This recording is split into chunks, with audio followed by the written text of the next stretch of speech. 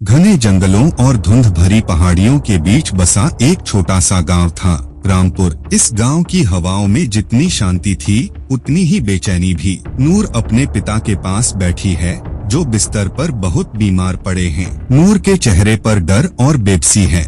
नूर की जिंदगी में अब सबसे गहरा अंधेरा उतरने वाला था। उसके पिता की सांसें अब सिर्फ शहर के डॉक्टरों के भरोसे थीं, जिसका खर्च उठाना उनके बस की बात नहीं थी। नूर जमीन पर बैठकर रो रही है और ईश्वर से प्रार्थना कर रही है। एक बूढ़ी औरत उसके पास आती है। उसकी आंखें अजीब सी चमक रही हैं।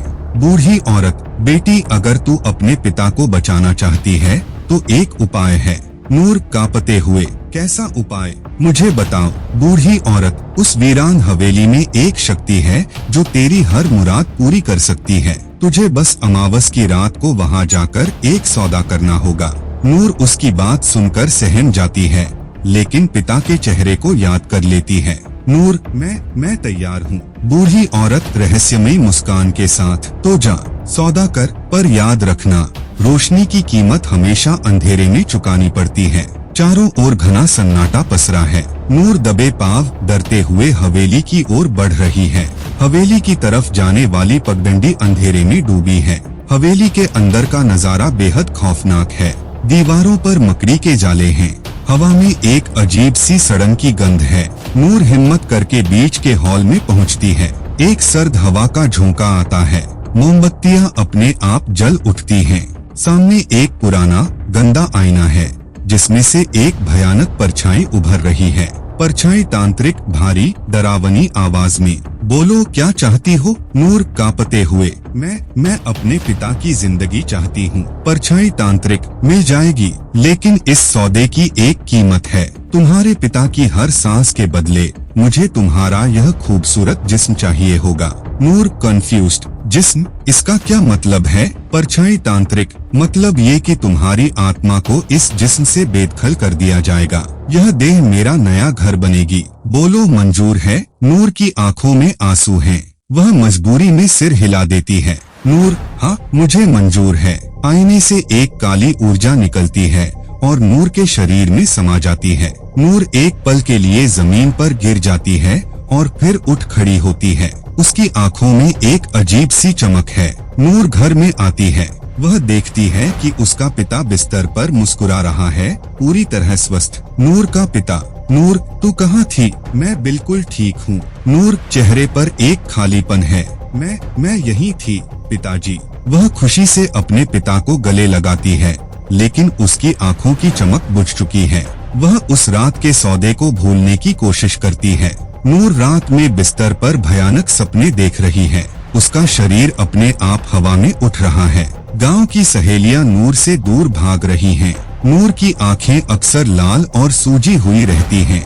नूर की आवाज कभी कभी अचानक भारी और कर्कश हो जाती है, जिसे सुनकर वह खुद चौंक जाती है। यह खुशी ज्यादा दिनों तक नहीं टिकी। नूर को एहसास होने लगा था कि उसने अपने पिता की जान के बदले अपनी ही आत्मा का सौदा कर लिया है। अब वह अपने ही जिस्म में एक कैदी बन चुकी थी। नूर आईने के सामने खड़ी है। उसकी आंखें पूरी तरह लाल हैं। उसका चेहरा विकृत होने लगा है। अचानक आईने में नूर की जगह भयानक तांत्रिक का चेहरा दिखता है। वह हंस रहा है। तांत्रिक, नूर के जिस्म में डरावनी आवाज, क्या सोचा था पिता की जान बचा लोगी और इस जिस्म का सौदा भूल जाऊंगा? यह सौदा रूहानी है नूर। अब इस देह पर मेरा राज है।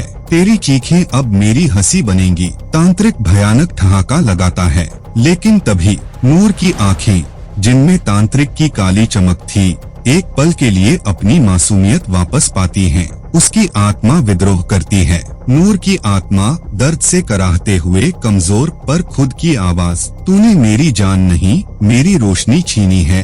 तांत्रिक, मेरा जिस्म तेरा है पर मेरी रूह आजाद है, और अब यह आजाद रूह तेरा अंत लिखेगी। नूर अपने ही जिस्म को सजा देते हुए, जा, यहाँ से जा। वह अपनी मुट्ठियां कस लेती है और अपने ही शरीर को दीवार से जोर से दे मारती है। तांत्रिक का कब्जा हिल जाता है। वह चीखता है।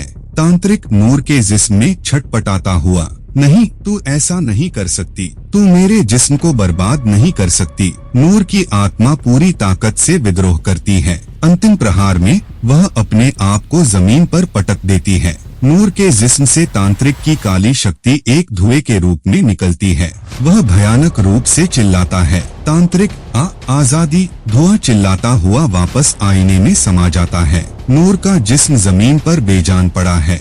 उसकी आंखें खुली हैं, मगर उनमें कोई रोशनी नहीं है। चेहरा शांत है। नूर ने आजादी पाली थी, चाहे वह जिस कीमत पर भी मिली हो। उसका जिस्म अब सिर्फ एक खाली ढांचा था, पर उसकी रूह उस श्राप से मुक्त हो चुकी थी। आईना अब पहले से ज्यादा काला और डरावना दिखता है।